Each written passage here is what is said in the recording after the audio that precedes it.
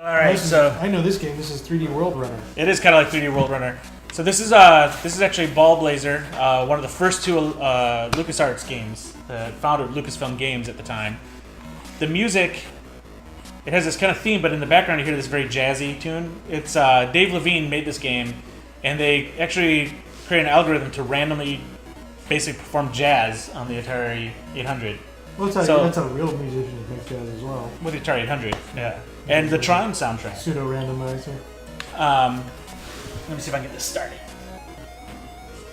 And the algorithms. Move your controller, let's see if you're in. All right, you're in. Okay, so the goal of this game... It's super smooth. It is. This was on the 800? That's crazy. So the goal of this game is to get the ball, which I have here. You press the button to steal or shoot. So I can throw it to you, and you just throw it back to me. And if you just push forward, you're always moving towards the ball or the goal you're supposed to get it in. So on each end of the field are two goalposts that are moving left and right, and you're trying to get the ball into the goalposts. So if I come up here, you can chase after me and try to knock the ball away. And there's the goalpost right there. If I shoot into that, I kind of have no idea. So that's me. So you can see that you're always facing me, or you're always facing the ball. At the end of the day, you're always facing the ball, and if you have the ball, you're always facing your goal. Those are the basic things. So like if I'll step back, I'll shoot the ball to you. So go in front of me, like move forward, and you'll automatically turn to face me because the ball is right there. Okay. And I'm gonna shoot the ball down here. If you just push forward at all times, you'll always move towards the ball. This is super disorienting. It is because it flips you 90 degrees. Okay. So you're always facing the ball. So if you go like that way, then you're going to be this way. And if you're just always pushing forward, you'll make your way there. So now if you just keep moving forward, the other end of this field are your goalposts. And you're trying to get the ball into your goal. And I can try to knock the ball away. If I'm like coming at you sideways and press my button, I can try to knock it out of your possession like that. So you can go get the ball again. And you can walk it in or shoot it in. It bounced off the side there, so. Lame. Hey, Tom. Yeah, can you man the chat, Tom? All right, I was Pinball Wiz. What's he have to say? Anyway, I was looking back at the Atari collection. One intro near the end, I found that the trapdoors had the Williams logo on it. Oh, that was probably an artist glitch. Because they probably repurposed the interface from the Williams stuff. I wonder who that would have been. Would that have been Boyd? That probably was Boyd. Boyd Burgrave, our art director at the time. Yeah. And if that was the Atari collection, probably.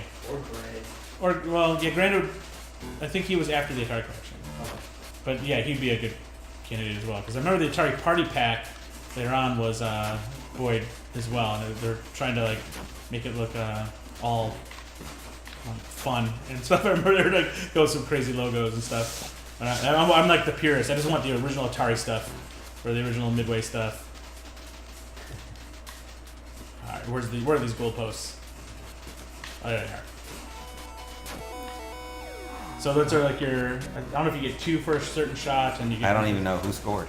That was me. I'm at the top. Yeah. This is pretty close to noise, even for me just playing it. Like, how do I avoid you? That's. I You feel just like keep moving left, right, and go backwards if you want to pull away from me and try to go around me. Oh, there you go. Nice. nice shot, Ian. So, I feel like this is like. There's like this a is little the bit like. precursor to GoldenEye. This is Yeah. like well, it's like if. It's like. Oh, if I walk it in, I only get 1 point. It's like IDARB. Yeah, it's and IDARB. It's IDARB and video balls like like they were the illegitimate offspring of this. Yeah, exactly. Like we totally borrowed from this because the walk it in for 1 point is exactly what we had in IDARB, which I'm sure came from this. Oh, I gotta back up. Time's running out. You can do a long shot. Ah. Plus those like pink things that you are like they're like kind of like supposed to be representative of like dudes floating in a chair, right?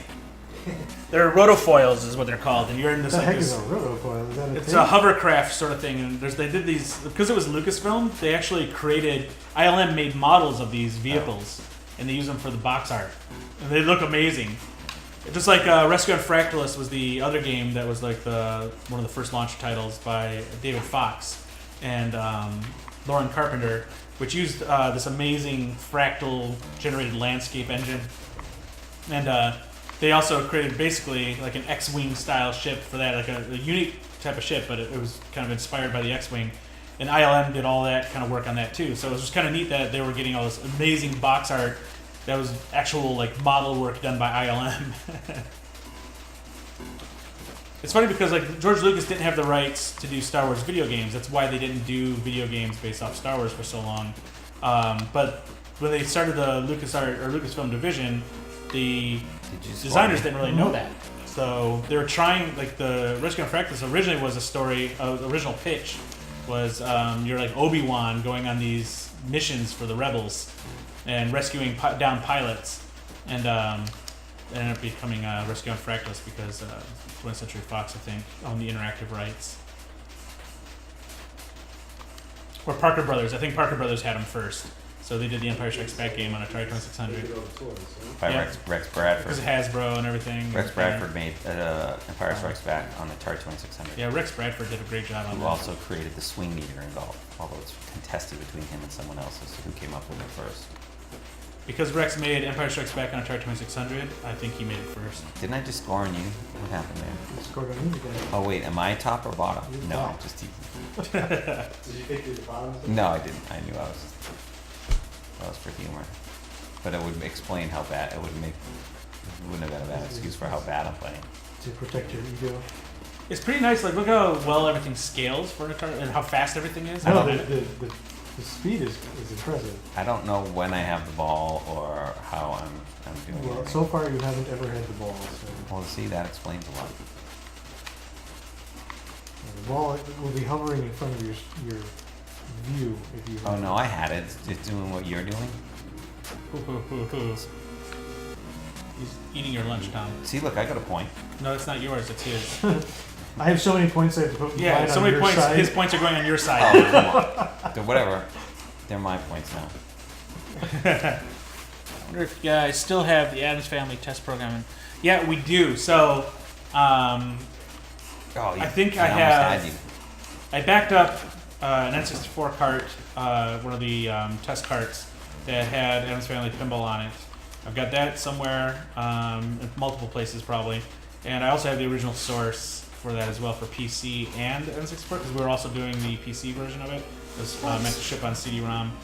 So those are someplace. I have an archive of those, and we also have them here locally in the office somewhere. And then the actual cart itself, which we should stream that. I gotta dig that. That'd be fun to stream the unfinished Addams Family Pinball for N64. That'd be pretty cool. Is there a mercy rule? Oh, it's okay. It's over. I also have San Francisco Rush 2049 for the Game Boy Color. That was I'm gonna make you guys play one more time. Will you take the controller while I give Ian a noogie? All right, here I'll take the controller and play Ian since he's kicking butt. I don't like this game. I don't like the You orientation. don't like any game you don't do well at. Well, yeah. But I don't like. I couldn't really tell where I was. I didn't like the orientation of the switching. I couldn't really. I didn't get a sense. Your brain doesn't work that fast.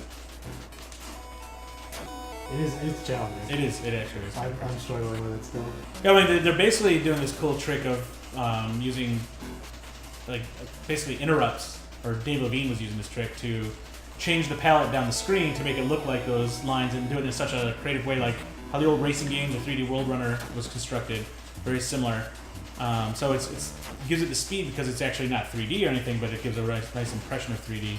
So the 90 degrees was necessary. You weren't going to have the checkerboard rotate in 3D space. So I don't understand why I can't get the ball from you. Like, I just hit you like 8 times there. That's what I. I didn't do anything. That's how it felt to me when I was playing you. So.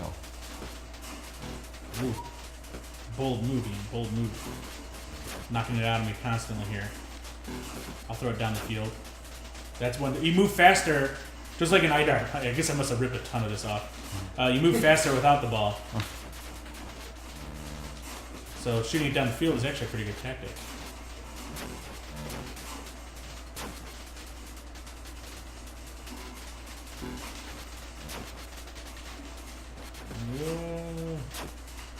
Sometimes blind shots just work out perfectly.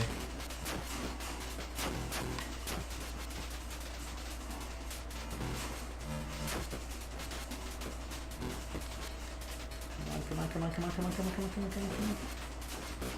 Ah! Now it's getting tough. Mike, have you played the version currently available on Pinball Arcade of the Addams Family?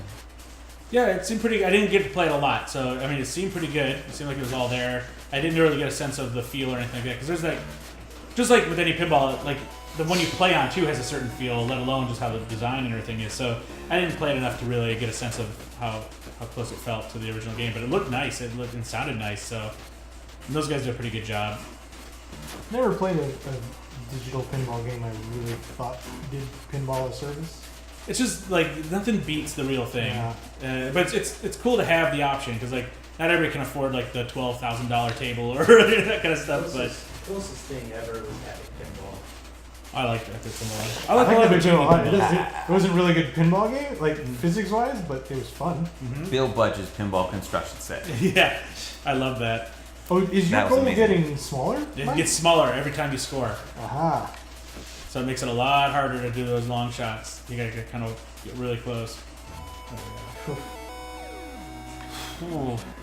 Yeah, like we did one pinball game we did after Adam's Family that didn't really benefit from what we learned on Adam's Family, but was really nice on the GBA. Was the Muppet pinball? Babies? Yeah, Muppet. It was just regular Muppets. It wasn't Muppet Babies. I thought about that the other day too because I thought on Game Boy it'd be that, but it's just regular Muppet pinball and it had 3 or 4 boards, Miss Piggy board, and all that kind of stuff. It was really good. How's it feel to be shut out, Ian? Muppet Pinball Mayhem. Here, take one more round of this and then we'll switch games. I don't want to play this again. You don't want to play it again? No. What should we switch to? We'll do one more game and then we'll... Yeah, we'll call it. Yeah. Yep. All right, we'll be back on the flip side. We're gonna switch it off and load on.